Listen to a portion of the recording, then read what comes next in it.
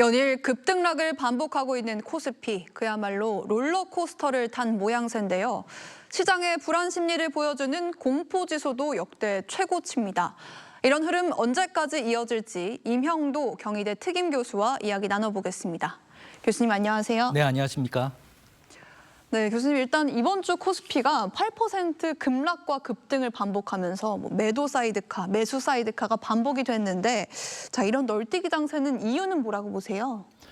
아마도 지금 투자자분들께서는 밤에도 잠을 잘 못 주무신다라는 말이 나올 정도로 널뛰기 장세라 그러죠. 네. 10% 올랐다가 10% 떨어지는 이 장세가 이번 주부터 급격하게 지금 강해지고 있습니다.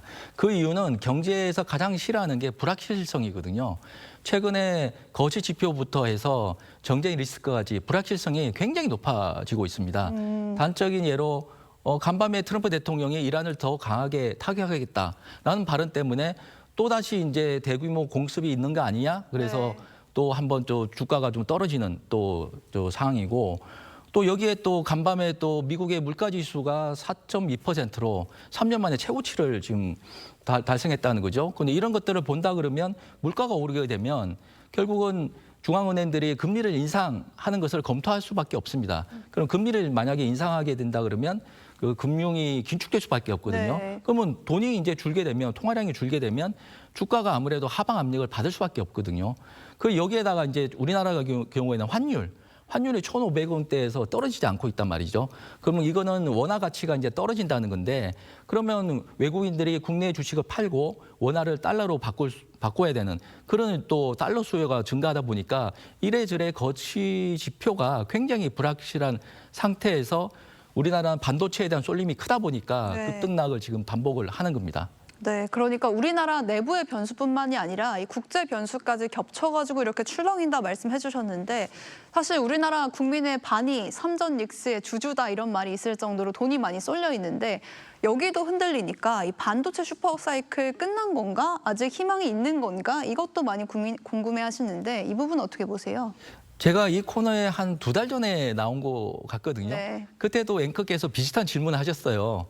그 당시만 해도 이러한 불확실성이 이 정도까지 아니었는데도 불구하고 이게 이제 K반도체가 더 가는 겁니까?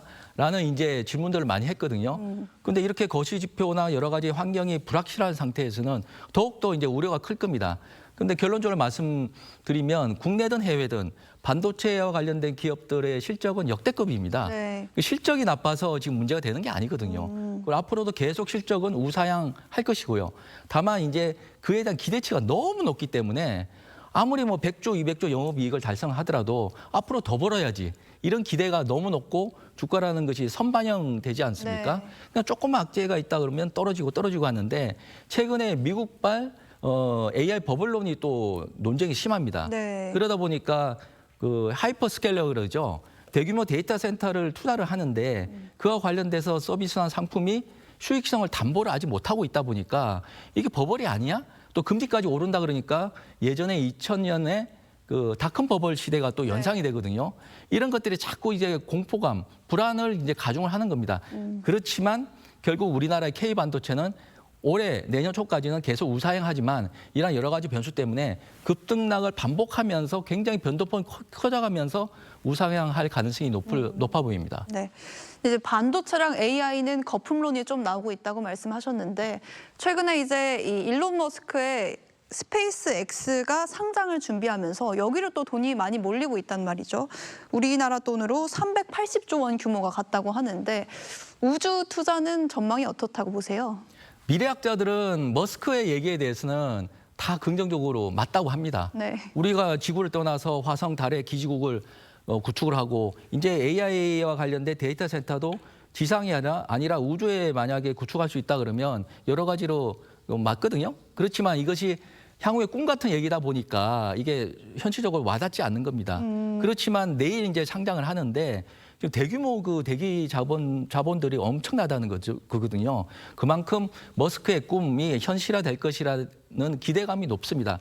그렇지만 여전히 그것이 실현되려고 그러면 앞으로 향후 5년, 7년 동안은 대단히 투자만 있을 것이고 수익이 날 때까지는 상당 기간 좀 길어질 거거든요. 네. 그 과정에서 역시나 스페이스X 같은 경우에도 이게 주가가 급등락을 할 가능성이 높고요. 곧 있을 가을에 엔트로픽, 오픈 AI, 대규모 빅테크들도 지금 대단히 또 상장을 좀 추진하고 있단 말이죠. 이런 것들을 본다 그러면 이제 향후에 이제 주가 투자하거나 투자하시는 분들은 역시나 미래를 보고 네. 그 기업이 얼마나 잘 할 것이냐, 그에 따라서 투자를 하는 경향이 굉장히 높아 보입니다. 네.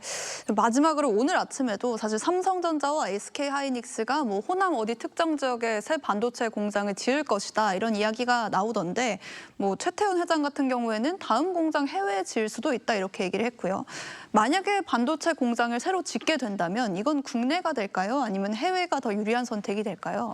그런데 참 안타까운 거는 이러한 논의가 정치권에서 먼저 나오면 안 되는데, 제가 볼 때는 이번 지방선거일 때 광역단체장 후보들이 앞을 앞다퉈서 네. 자기 지역에 반도체 관련된 공장 유치하겠다, 투자 유치하겠다고 하는 그야말로 빈 공약을 남발을 했단 말이죠.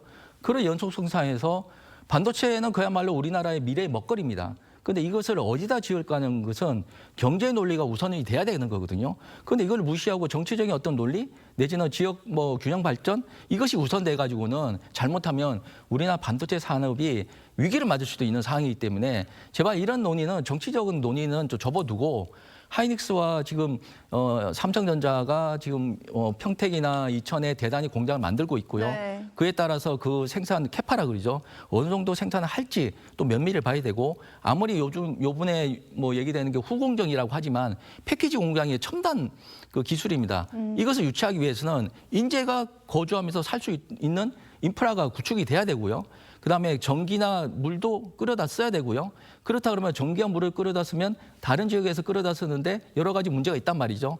그래서 이런 것들은 경제적 논리에 따라서 기업에 맡겨두는 게 맞을 것 같습니다. 네, 기업의 선택에 맡기자 말씀하셨습니다.